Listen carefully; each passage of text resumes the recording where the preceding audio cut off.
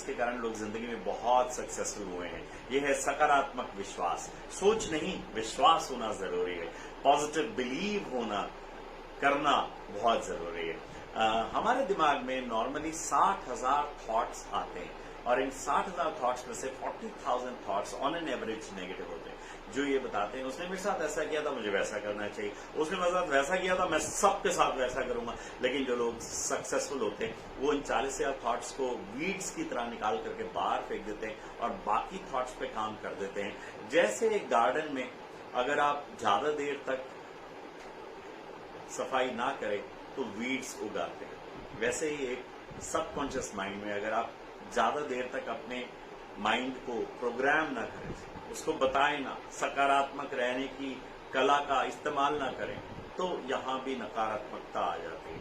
तो पॉजिटिव रहना है, हर समय पॉजिटिव सोचना है। नेपोलियन बोनापार्ट जब विश्व विजय करने निकले तो आल्प्स की पर्वत श्रृंखला उन्होंने क्रॉस करनी थी और आज तक किसी ने की नहीं थी। तो एक बुढ़िया के पास गए और बोला कि मुझे यहाँ से जाने का रास्ता आप बताएंगे क्या? उस बुढ़िया ने बोला तू मत जा बेटा। बोला क्यों? क्योंकि यहाँ से जाने वाले सारे लोग चले गए हैं, कोई भी वापस नहीं आया।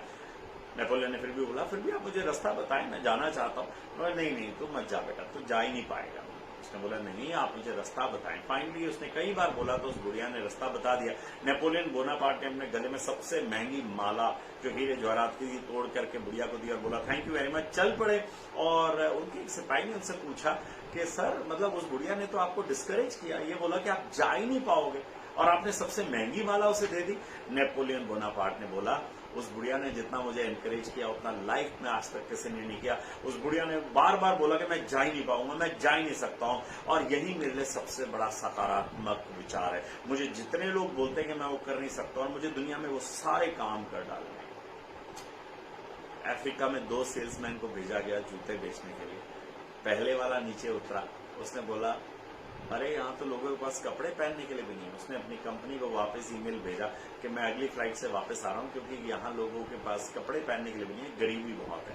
दूसरे वाला नीचे उतरा, उसने बोला अरे यहाँ तो लोगों के पास ऑल दो कपड़े पहनने के लिए नहीं है लेकिन जितने कपड़े जरूरी है उतने जूते चप्पलें भी जरूरी है। उसने अपनी कंपनी को वापस मेल भेजा और बोला कि मैं 2 महीने यहाँ रहने वाला हूँ, यहाँ जूते चप्पल कपड़ों के साथ साथ खूब बिक पाएंगे।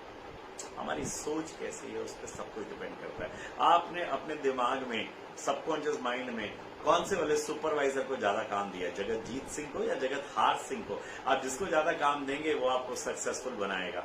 अगर आप जगतजीत सिंह को काम देंगे, पॉजिटिव थॉट्स देंगे, पॉजिटिव खुराक देंगे, नौकरी पे उससे ज्यादा काम पे रखेंगे तो वो ज्यादा काम करेगा। जगतहार सिंह को देंगे, बोलेंगे कोरोना हो गया, मंदी चल रही है, पूरे विश्व में बुरा हाल है, लोग मर रहे हैं, तो वैसा ही वो आगे आपको भी मैसेज देगा।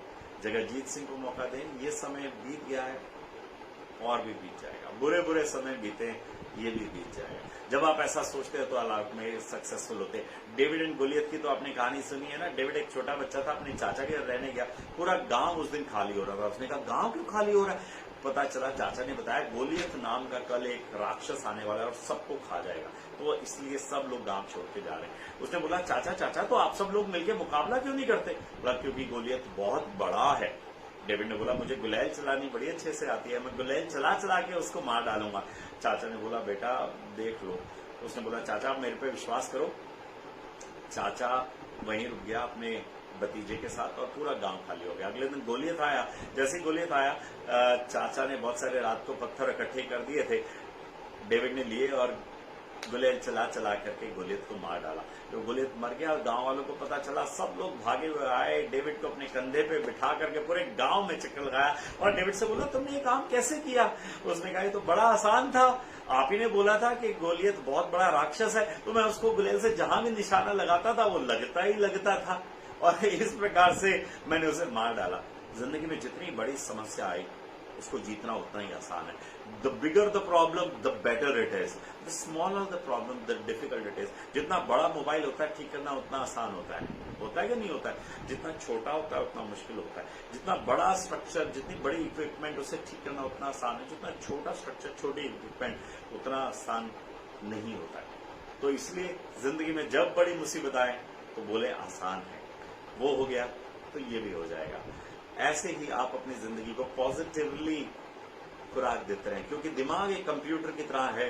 अगर आप उसे पॉजिटिव खुराक दे रहे हैं, उसको प्रोग्रामिंग वैसी कर रहे हैं, तो वो वैसा ही चल रहा है। डेविड फेल्प्स स्विमिंग किया करते थे, स्विमिंग कंपटीशन में बुलाया गया और अनफॉर्चुनेटली उनका हाथ टूट गया कंपटीशन से पहले, ओलंपिक से पहले। लोगों ने डिस्करेज किया, उन्होंने बोला मैं बाकी नहीं, बटरफ्लाई जो होता है एक इवेंट, उसके अंदर स्विमिंग करूंगा और गोल्ड मेडल जीत के दिखाऊंगा। और उन्होंने ऐसे ही किया, अपनी एक कमी को, हाथ के टूटे होने की कमी को उन्होंने पॉजिटिवली चैनलाइज करके बटरफ्लाई वाले स्विमिंग इवेंट में पार्ट लिया और जीता। हम तब इस प्रकार की प्रॉब्लम्स में अपने दिमाग को चैनलाइज करके पॉजिटिवली लग जाते। मैंने देखा कोरोना के काल में बहुत सारे हमारे मेंबर्स प्रगति परिवार के उदास होकर बैठ गए, लेकिन बहुत सारे लोग नए रास्ते निकाले। उन्होंने अपने मेन बिजनेस के अलावा दूसरे बिजनेस भी किए, अपनी रोजी रोटी चलते रहे, कोई ना कुछ नया होता रहे, और जब सब कुछ ठीक हो जाएगा तो उन्हें वापस अपने बिजनेस पे तो आना ही था। क्या आप ऐसा कर रहे हैं? जब भी आपके साथ प्रॉब्लम आए, क्या आप पॉजिटिवली चैनलाइज करके अपने दिमाग को किसी एक धारा में मोड़ ले रहे हैं? अगर ले रहे हैं तो आप जिंदगी में सक्सेसफुल होने वाले हैं, होने जा रहे हैं। तो आज इसे पॉजिटिवली बिलीव करना शुरू करें। कैसी भी परिस्थितियां आए, बदलेंगी जरूर। Thank you very much for listening to me. वंदे मातरम।